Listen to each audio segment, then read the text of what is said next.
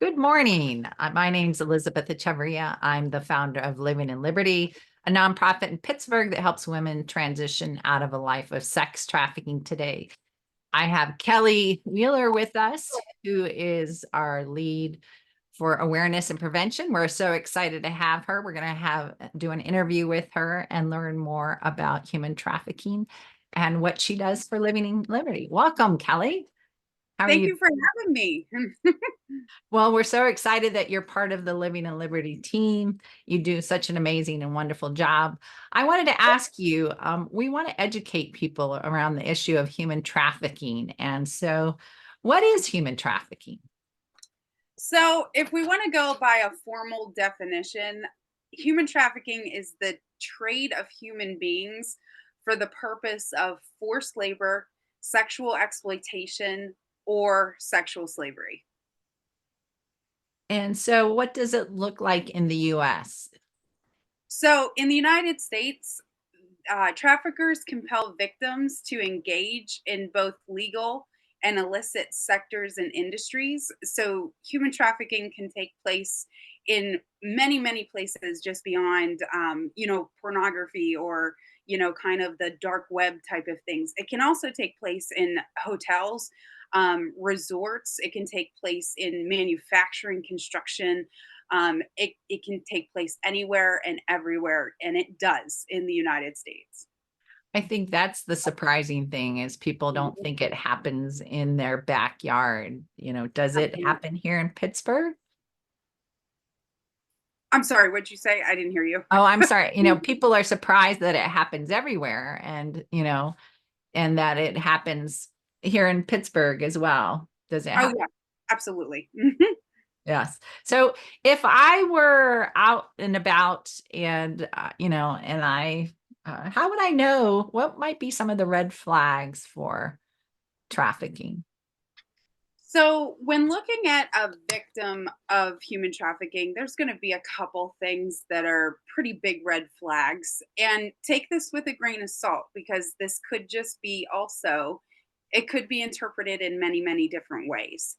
But one of the telltale signs that someone is being trafficked is that they don't speak for themselves, and a big one is they don't have control of their documents. If they are constantly slinking back and allowing somebody else to speak for them, Mhm. that's a really, really good indicator. If you're at a high traffic area, like an airport, for instance, they don't know where their passport is. They don't have their driver's license. They're constantly looking for another person in their party to answer their questions.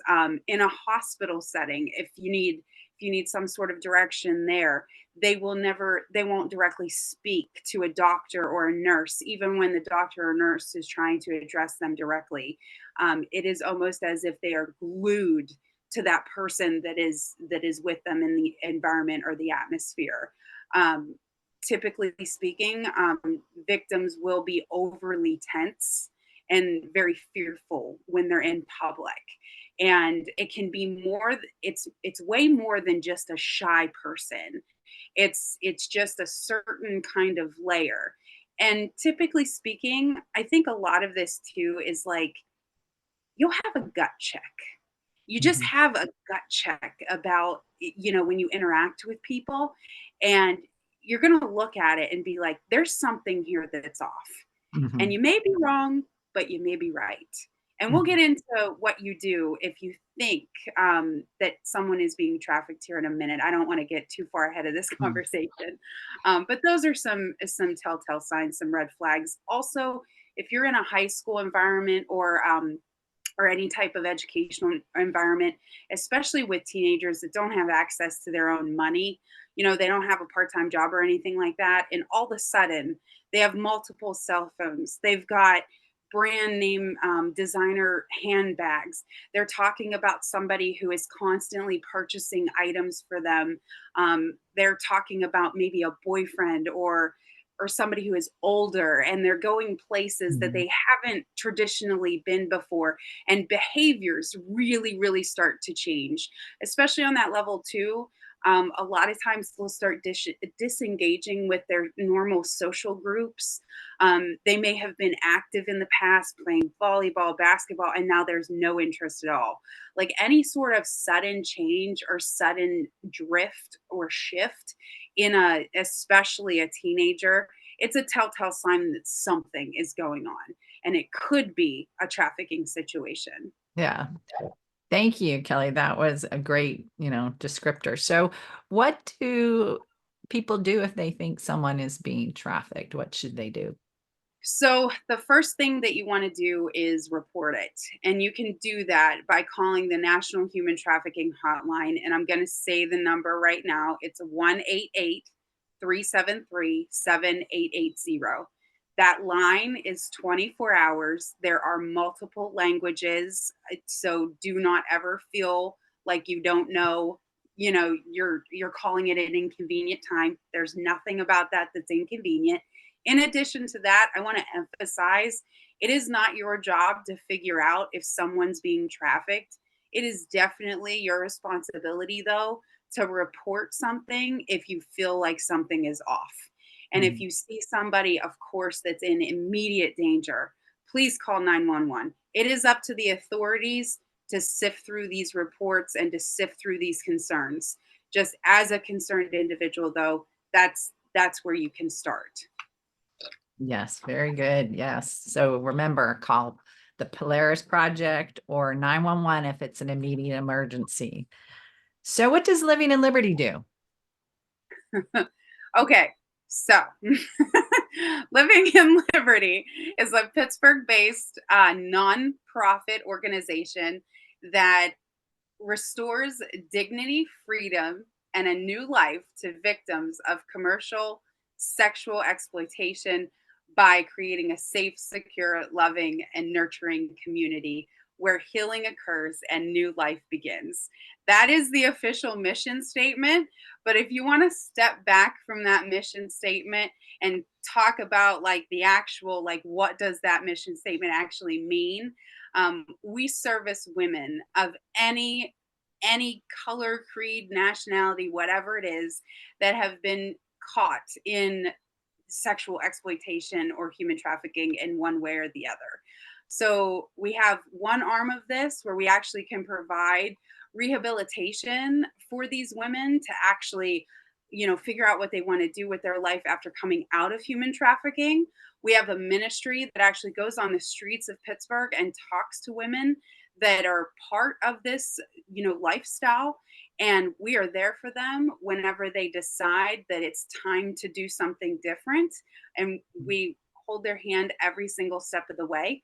In addition to that, we also do awareness and prevention, which we go into any sort of community event or civic event, anywhere where there's a group of people that wants to listen to us. We basically give presentations about what you can look for in human trafficking and how you can prevent, anybody who is in your circle of concern Mhm. from being a victim of this heinous thing. In addition to that, too, we also go into, high schools, middle schools, church organizations, anything like that. And we also educate young people as well. We talk to them about what's going on online formats. We go into relationships and how, some of these children and teens, they don't really understand that abuse is not normal in a relationship, especially if they come from a kind of a background where that has been normal for them. Going into a relationship, at 17, 18, and 19 that's abusive can actually look like that's how it's supposed to be. And just having a voice that tells them at some point, if this is making you miserable or physically hurting you, this is not normal. And just sowing seeds of just, maybe there's a doubt there. That seed of doubt could be the thing that causes them to just look at something different and make them question everything. We just don't know. We do not know who a trafficker actually is. We can Mhm. give you all the signs and all the symptoms, but you just at any given point, you just never know. So we want these kids just to start being aware that not everybody is out for their good, and people are really truly there are really really great people out there for sure that are really truly trying to help, and there are ways that they can, you know, prevent this and protect themselves. And last but not least, Living in Liberty also, we have a repurpose store as well. That's another arm of the ministry. It is located on McKnight Road. It is called Repurposed, and we actually do secondhand thrift store, and that actually drives a lot of our, you know, a lot of the proceeds and profits go to drive this ministry and help these women.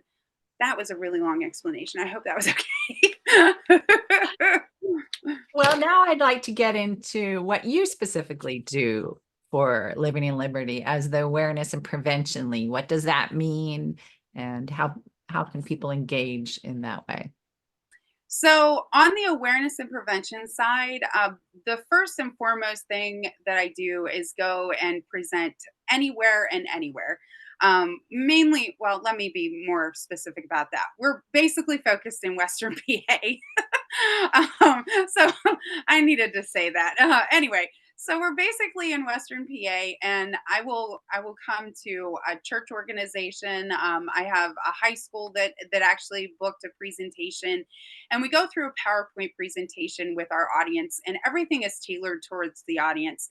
And I want to be clear and specific about this. I have done presentations that were 5 minutes long, and I have done presentations that lasted an hour and a half. We will totally cater this to your audience, your time frame, and we will do whatever it is that you want us to do and focus on whatever it is that you want us to focus on. So if you would, you know, if you really really have a very specific group of individuals that have very specific interests, and we want to, you know, zone in on that, that's totally fine. In fact, I was at a Rotary Club 2 weeks ago. That group of folks was more interested in what they could do at Repurposed, and so we focused most of the presentation on, you know, the needs of Repurpose, the volunteering that was available there, and then we kind of went into the mission of Living in Liberty. So it can be catered to whatever you need. Also, like I said before, we are a faith-based nonprofit, but we do not we can go into secular places as well. Like I said, we did a Rotary Club. Um, we go into high schools. You know, even though our mission is definitely that faith-based, our presentations are about awareness of this specific issue, and that is for everybody. And Awesome. yeah, yeah.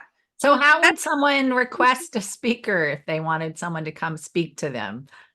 Okay, so you're going to go to livinginliberty.org, and there is a little tab that you can click that says request a speaker.